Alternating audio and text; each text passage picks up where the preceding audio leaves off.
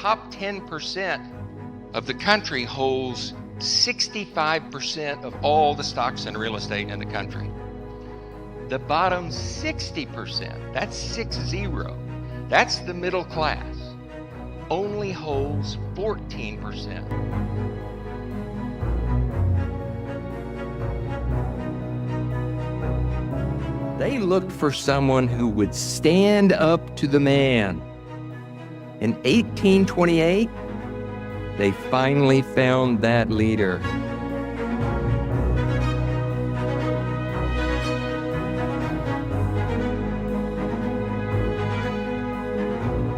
Looked inward and westward, while the financial elite looked outward and across the ocean. It was globalists versus localists, the coast versus the interior.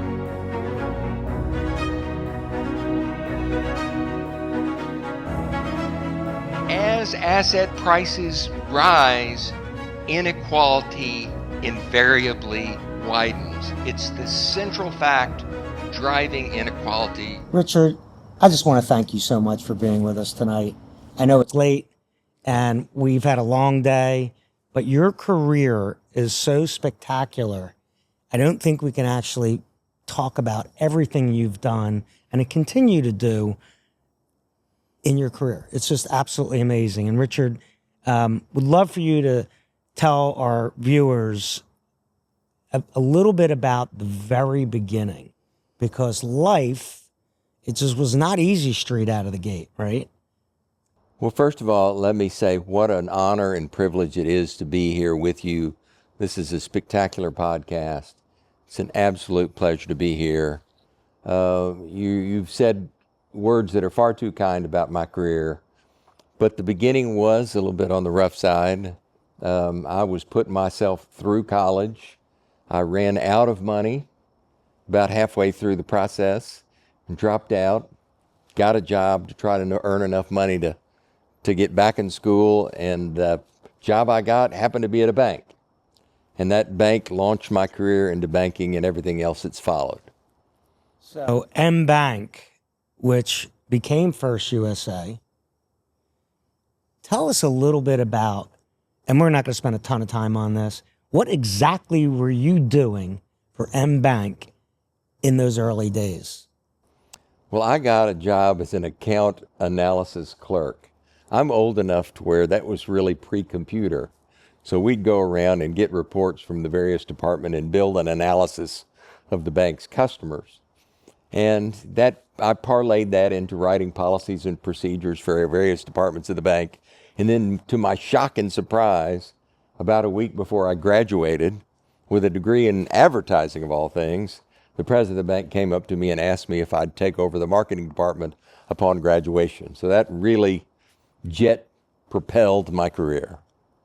And with the analytical brain that leads to the incredible banking career, were you a marketer? To take over the marketing department is an interesting way to start the career. I had actually trained as an artist from the time I was 3 or 4 years old. And up until the time I was 18, I figured that I was going to be an artist, a painter, full time. And when I got to college, the only degree that I felt was practical was an advertising degree that, would use my art. And so I did. I thought of myself as a marketer. I didn't think of myself as an analyst at all, even though that's what my career has become. At the beginning, it was all about art, which I think has been a big advantage for me because I approach everything from the perspective of creativity and embrace creativity. And I think that's important in managing a business. I think that's important in doing an analysis. Bill, in your career, you've been so creative as well. So it's not like whatever you start out is where you wind up all the time. And it does lead along the way. And Richard's talking about how, he started as a marketer. Most people would not think that one of the lead economists anywhere would have started that way. But I think all that way of thinking does combine together. Because, Richard, you're not just obviously an economist, and as we hear, you started as a marketer, but you're also an author, which, of course, the artistic side of the brain has helped a lot. You're a philanthropist, and you are still extremely active with very important duties in the Commonwealth of Pennsylvania. Yeah, I've been very, very fortunate, and I do. I have the responsibility of being chairman of Pennsylvania's largest pension fund, which is a great pleasure, but a true responsibility. Started a new business after a series of other businesses. So I really have had great fortune in my career. Wait a minute. Hold on, bud. You know I love you like my big brother. Let's not shortcut this thing. I didn't mean to do that. You go, First USA gets bought by Bank One. You have to stay for 2 years. You then, now we're kind of about 2000. You and your partner decide to start a bank called Juniper, which goes on for 5 to 7 years. You wind up selling that to Barclays Bank, another gigantic, one of the larger credit card issuers. But I want you to talk about Affinity Marketing and what that means in the credit card business and why you were at the forefront of this. And it's so important. People don't realize you open up, take the credit card out of your wallet. Why does it say United Airlines or MasterCard or Shopify or whatever that is? Yeah, it was a real dilemma. You know, we ended up in our last credit card portfolio, we had 70 million customers. But when we started out, we had, a few thousand customers, and we're trying to figure out how to grow. And doing a conventional mailing, sending out to a list saying, will you take our Visa card or will you take our MasterCard, was not working. We were getting pitiful responses. And so we were really, necessity is the mother of invention. Well, at that point in time, we panicked and said, how can we boost our response rates? And we did that by hook or by crook by partnering with airlines and universities. And so our business really became about selling and getting partners to work with us. And the response rates we'd get from a marketing standpoint were 10 or 20 times higher than they would have been otherwise. So again, it took creativity to solve what was a really desperate business problem. And the brilliance of the whole thing is, so they sell Juniper to Barclays, and he takes the same exact business model, and I'll never forget this. We have to be talking about 05-ish, 06. I walk into Richard's new office. There's 4 people sitting there. The office is not much bigger than the little stage we have set up here. And he is using the same exact business model to resell electric. And that business was called Energy Plus, which grew to a really large, one of the largest resellers, especially one of the largest resellers in the Philadelphia region, and was further acquired by NRG. Why don't you talk a little bit about that startup? Yeah, I mean, we had really cool. We had kind of, I think, squeezed the life out of the credit card business as we competed with other folks. When we started in that business, it cost $20 to acquire an account. When we finished, it cost $200, simply because we and others had increased our marketing so dramatically. So after we sold and I exited that business, I looked around for a business that you would use similar skills, and competition wasn't that great. And lo and behold, at just about that time, the electricity business, of all things, was becoming deregulated. So utilities themselves, Con Edison, Pico, and others, were established in that business, and little startups like we became were competing against it. Well, to be quite honest with you, we felt we could do very well competing against a stodgy old utility.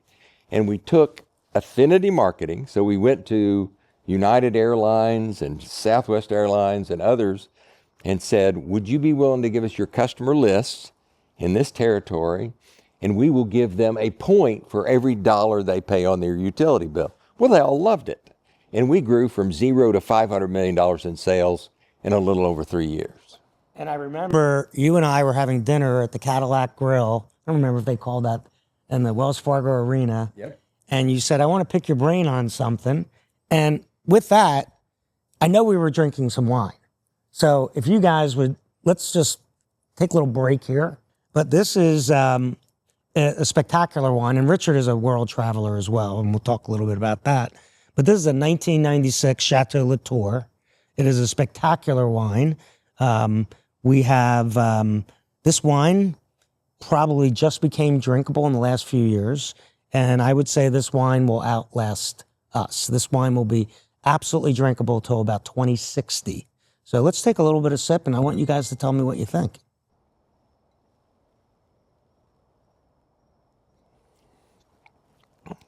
Incredible color. That is really nice, though. That's special, right? Oh, that's really nice. This is like liquid gold. And this is a very special wine, and thank you for breaking it open for the occasion. Absolutely. But anyway, he says to me, we're sitting in the Cadillac Grill, we're getting ready to watch the game or go down to our seats. He says, what do you think about this idea? And I'm like, well, let me pinch myself for a second, because is this guy asking me? I know absolutely nothing about electric outside. You can plug something into an outlet and that's what you get. But, you know, I just watched this thing unfold, and you hired so many people from the community, and you created how many jobs in Philadelphia? Thousands of jobs. I became a customer. You guys were just absolutely terrific. And then NRG buys the company, and here you are again, unemployed. Well, and before we go very much further, what I'll say is that I asked Bill because Bill's the most creative and successful entrepreneur I know. So I'm always going to ask Bill about advice for things I do. Thank you. Thank you. And then, so fast forward on that, you know, I want to talk a little bit about philanthropy, because I got to tell you, you were wildly inspirational to me. I know you're on the board of University of Pennsylvania with the tuition rates. I don't know if I want to call that philanthropy. But you're also on the board of the University of Pennsylvania Medical Board, and you're on the board of the Abramson Cancer Center, which is just amazing. They do amazing work. We're so lucky to have those hospitals in our region when we're there. And but it goes beyond that. You don't say no to a great cause. I mean, Peasers, here you're working for the state of Pennsylvania only because you really care. And that just tells me so much about you as an individual. And, you know, I just know that because, you know, I can call you for almost the last 30 years, probably at 3 a.m, and you're talking to me about anything, but you just care about people. And it was a little bit, it didn't strike me, it wasn't odd that you wrote your first book in 2015, The Next Economic Disaster. It was actually a fantastic book. You sold 10, 12,000 copies out of the gate. Like that. Yep. And then the guy definitely doesn't sleep, because ever since then, they're really heavy. He's written 4 more, so a total of 5, with number 6 coming out in early 26. So these are Richard. Actually, it was 1, 2, 3, 4. Yeah, right. 5 so far, 6 coming out. But these books are all about history and why our country is so great and why we have an amazing economy. Now, we can all sit there and debate and say, is the economy good or is the economy not good today? Though somebody that's trying to make a living, they're going to say it's not good. But why don't you talk about, I mean, it's so much in the book, and history repeats itself. And that's why you love to talk about history and the economy from back. Give us your take on where we really are today in 2025 in the economy. And is it doom and gloom? Are we really in a great place and people don't realize that we are? The economy is now $29 trillion big. We're the largest economy in the world by far. You know, there was a lot of talk about China was going to overtake us. It looks like China is going to be going the other direction instead. The level of innovation in our economy, in my opinion, is an all-time high, with things like artificial intelligence, genetic engineering, and 1,000 other things. You know, I think the economy is poised to do tremendous things. And I don't think any country in the world really compares to this. And that, you know, we've had our moments over the last 50 years where that has not been true. So I think we're in a great place today. Costs were too high because of the pandemic, primarily because of a couple of wars that drove up energy prices. That's largely behind us. I think that's going to settle out. Let's keep our fingers crossed. But we are in the greatest country in the world, and we should be optimistic. You, man, I got to tell you, you can't. Gabriel. So Gabriel is your venture capital firm, and you've made a number of investments. And when you talk about how all that happened, because well, that's just a little throw in, you know. Well, we had so much good fortune. We started and grew 3 businesses to a very large size and did very well exiting those businesses. And we got to a point where we had the good fortune of not having to work for a while. And we felt like maybe we should give back within the entrepreneurial community. So we put together a small venture capital fund, and we probably have given early stage capital to over 40 businesses. Many of those have gone on to do very well. But from our perspective, it was our opportunity to take the mistakes that we've made and to the business that, the wisdom hopefully we've acquired, and share that with young entrepreneurs. And I think that's made a difference within Philadelphia.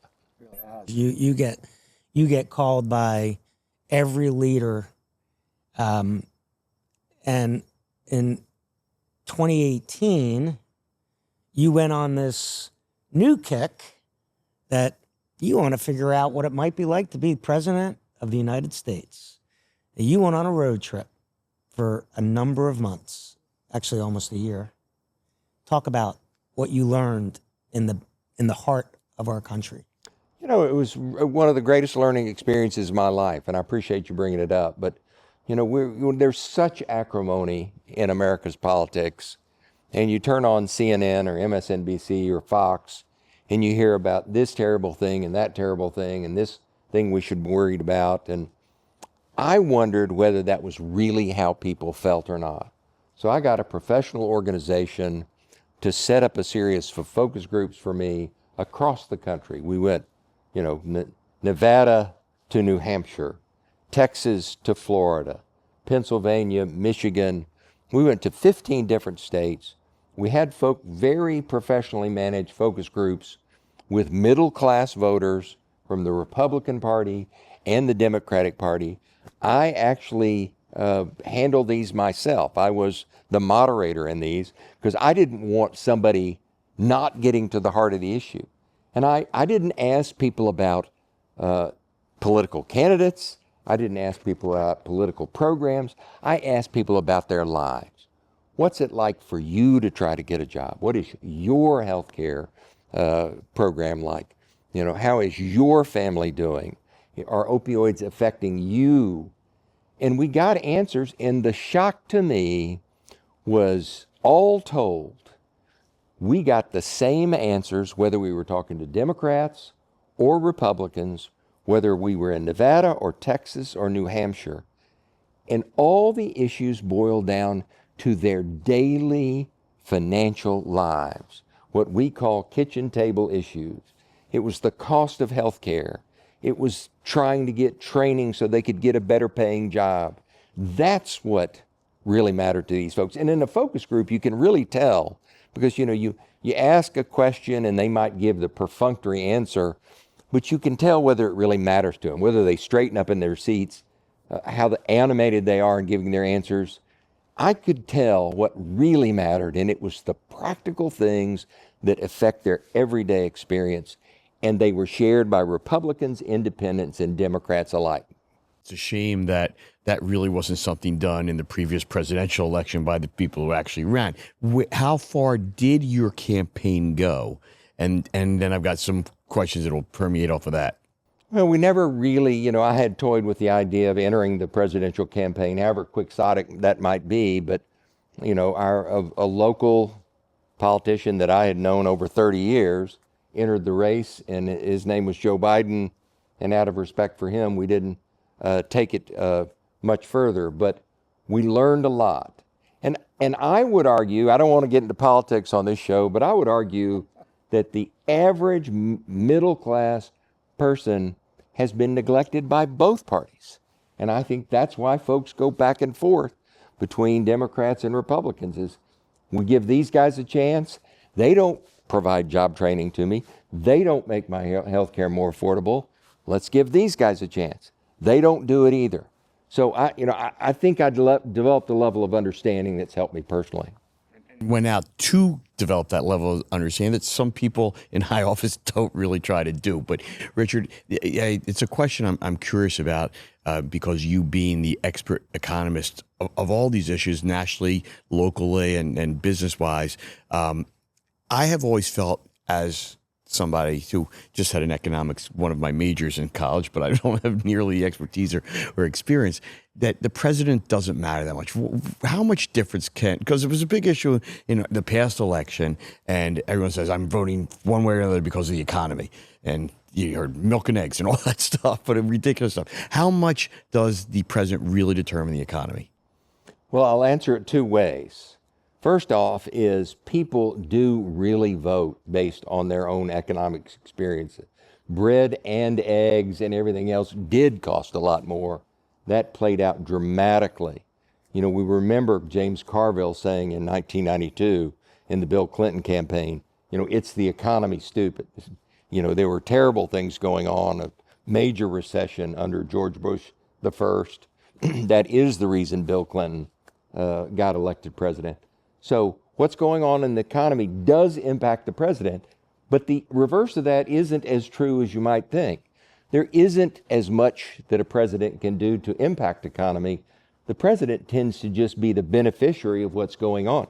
Joe Biden was impacted by inflation when inflation was caused by COVID.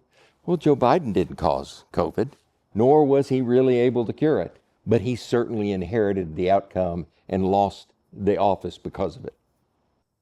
Yeah. What would you say? And I want to get to Whitehall, your newest business, in a minute. But that's kind of new, so I don't want to. Of all the businesses you started, which was the most challenging? Which was the most fun? Well, you've mentioned we started a new business. I think the new business we've started is the most fun because we're dealing with Washington, D.C. policy at a very substantive level with some of the smartest people in the world. The hardest business was our first major business, the credit card business, because we had to deal with every shock in the economy. If a recession came around, and we experienced many recessions over my tenure in the credit card business, it was like the sky was falling and you had to deal with it. So, running a financial institution was by far the hardest thing I did. And you think Whitehall, which you can go into that, you're just having a blast with that? Yeah, Let me just ask one way. Are you having so much fun with it? Because there's really no pressure. I mean, you didn't need at 67 years old to start a new business. Unfortunately, I'm 69 instead of 60. You started it 2 years ago, 1 year ago. Right, that's right. So, I don't view it as being no pressure. I view the fact that I have such superb partners that have engendered so much success so quickly is the reason we're having a lot more fun. It could have gone a different way. We could be struggling now. I still think it'd be a lot of fun because we're dealing with things that matter immensely with brilliant people. To me, that's fun. And you've always had, this is, I talk about this, I talked about it in my book, that what really makes a leader, and a leader is identifying an opportunity, which a lot of people can do, but then finding the people to make it happen. And you are just the master at that. Just like you picked Bill Green, I want to hear what Bill Green has to say on the subject based on his talents that you knew. What do you look for in the people that you're picking? Me or no? I was talking to Richard. We look very hard for 4 qualities in individuals. We look for folks that get things done. And you guys know that most people in the world don't get things done. You give this person something to do and they're going to get it done. You give this person something to do and no matter how beneficial the circumstances, they're not going to get it done. So, that's a big one. Another is common sense, judgment about what's important and what's not important. And again, that's kind of something that can't be taught. Some folks that can look at a page of numbers and know which 3 are the important numbers, and you give another person that same page of numbers and they'll be lost forever in it. We also want folks that are collegial. This is something that's very important to us personally, because there's a lot of, I don't want to use the word prick on a show like this. Okay, go ahead, man. But there's a lot of very successful folks that are pricks. We just don't want those in the businesses that we're in. So we test and look for folks that are unselfish, that are willing to go the second mile for the other person. And then the fourth quality we look for is people that are straightforward, that really tell the truth. We all know there's folks that can answer a question truthfully and not convey what you really need to know. They're technically accurate, but you don't find out the one thing you really need to know about the situation. I think a lot about asking a IT person about what the status of a software project is. You know, you can get an answer from some guy that is technically correct, and you still won't know what's going on with that software. You ask person number two, and they'll say it's going to be 10% over budget and 2 months late. You now know everything you need to know. We want people that are straightforward, that have the courage to be honest. So it's really those four things that we look for. You know, one of the things that I would kind of say is relatively early on was you sat at the same desk as every other employee, and we'll talk about Energy Plus. You sat at the same 8x8 cubicle as the lowest level employee, and that tells me a lot about your leadership style and the culture that you want to bring in an organization. And talk about that. When did that start? You know, we believe very strongly that we need to treat everybody the same. You know, that everybody from the entry level, the janitor, the proverbial janitor, to the executive. And that the minute we start paying too much attention to hierarchy, that's when bad things start to happen within our business. I want everybody to feel like they're part of it. I want everybody to feel free to express ideas. And that only happens when you have an open, collegial atmosphere where folks respect each other. So I believe very, very strongly in that. And I don't have an office, and I do have a desk that's in the open with the other employees because I want to convey that spirit. Same thing at Saddle Hill. And Well, my desk is just a little bit larger. it's in the other building, though, so they can't see A it. little bit larger now, but Richard was, and I kind of didn't get it at first, and he's fantastic at it. But he's also, he's an avid sports fan, and Richard and I go to Richard goes to a lot more than I do. He goes to a lot of Philadelphia 76er games. Talk about how you feel the team. You know, we get unlucky. We got some injuries. What do you think about the management and how it relates to your management style and what you would do different if you were running that team? Well, I don't know. I haven't walked in their moccasins, so to speak. And I do know the owners and respect the owners of the Sixers. They're having a tough year. The folks that I admire within the NBA right now is your friend, Leon, with the New York Knicks. And I think, unfortunately for us Philadelphia fans, they have built a hell of a franchise with folks that are fiercely competitive. And when they come to town, we worry. That team is the most Philadelphia team ever, and it's in New York. It's got Leon Rose from Cherry Hill, New Jersey, Temple University Law School. You've got Wes from Pennsauken, New Jersey, as the vice president and president. You've got all these Villanova kids, Jalen Brunson, who was in Cherry Hill. And it's just an amazing thing. And they play like a Philadelphia team. Their superstar, Jalen Brunson, is not just from this area. He's so Philadelphia with just the hustle and the blood and guts. And it is a little hurtful. I'm so happy for those guys. It is a little hurtful that could not be here. And I just, Bill, want to say one quick thing about what it takes to be successful or good sports owners, because I'm a little bit in that space. You're more than a little bit in that. But I'm not at that level. And it's an interesting business for both of you who have been so successful in businesses, that there's two different, very not necessarily always the same interests in success. You have an economic bottom line that the Sixers have been incredible at. They haven't been so great at the basketball bottom line. But I've seen this with other owners that, no, I don't think the Sixers don't want to win. They all want to win.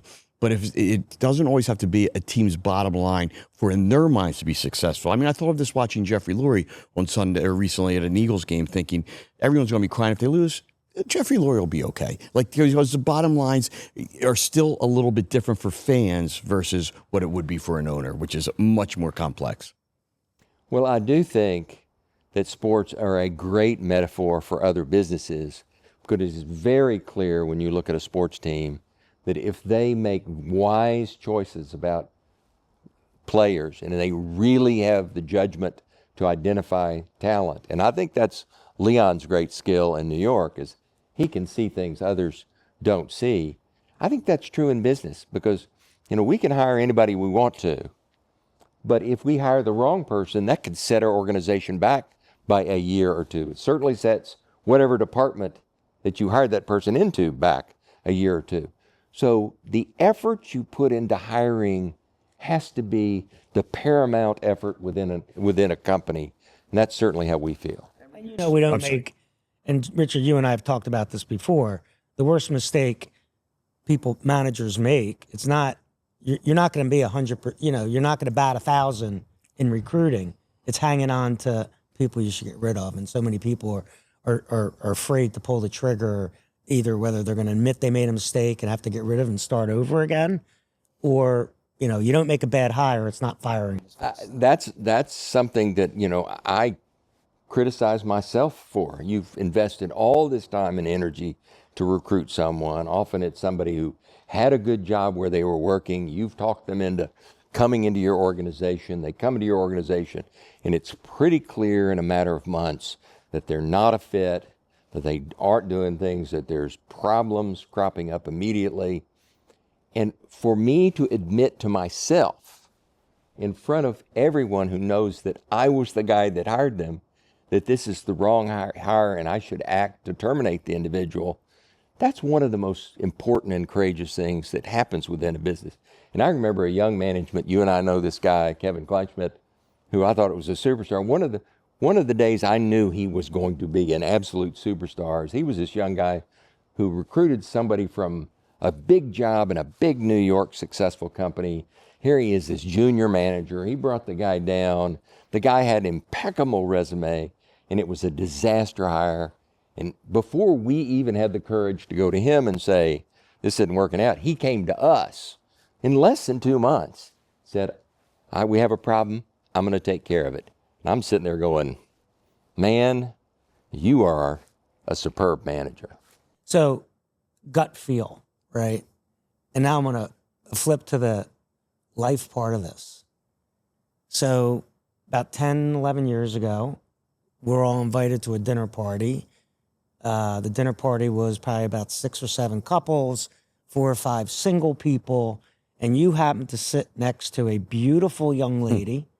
Nobody's really thinking much about it. You're friendly. You guys are talking. We're all talking around the table. You don't say anything. You call me the next day. You say, that gal I sat next to last night, Laura, I'm going to take her out tonight. Great. Friday, that was Thursday. Friday, you and I are playing Atlantic City Country Club, and you say to me, I'm marrying her. So I'm going to give you a couple of minutes to talk about Laura and your beautiful life. To Laura, who's born and raised in Italy, let's drink some. This is Uccelleria Brunello di Monticello 2015. Incredibly different than our first wine. Laura would love this. Laura is Italian. She's about as Italian as you can get, which is a huge positive. And she does love wine, and she knows a lot more about it than I do, and she would want to be here She's drinking. going to have to be our next guest. Perhaps she should be your next guest. To Laura. To Laura. It's so different, right? No, so different. That's actually delicious. I mean, it's almost as good as Saddle Hill. Liquid platinum. No, Oh, that's really, really good. So, Richard, really want to thank you. I know it's late. We kept you up, and your story is just terrific. And I'm just so thankful that we're able to share it with our viewers and the people that are listening to us. And Gerald, always great hanging out with you. Well, I want to ask Richard one question before he go goes. ahead. Because you talked about how he started this new venture at 67. To him, it's the most exciting of this incredible career.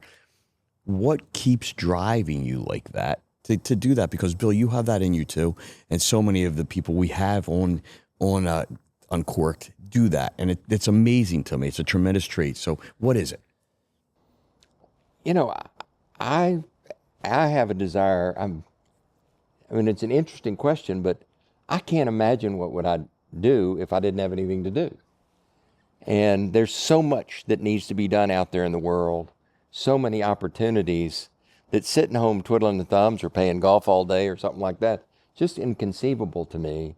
And, you know, in this particular case, I saw an opening, an obvious, lucrative and beneficial opportunity, and I went after it. And that's about as much fun as you can have. Well, we didn't talk about failures, and we've all had our failures, and that'll be for another episode. Suffice to say, I've had more than my fair share of failures. But that helped you have the successes too, and certainly I'm sure make them sweeter. I hope that's right. And Richard, again, we both thank you. Thank you, my friend. On behalf Really of Bill appreciate Green, it. I'm Gerald Colton, thanking our phenomenal guest, Richard Vague. Thank you. Thanks for watching Uncorked.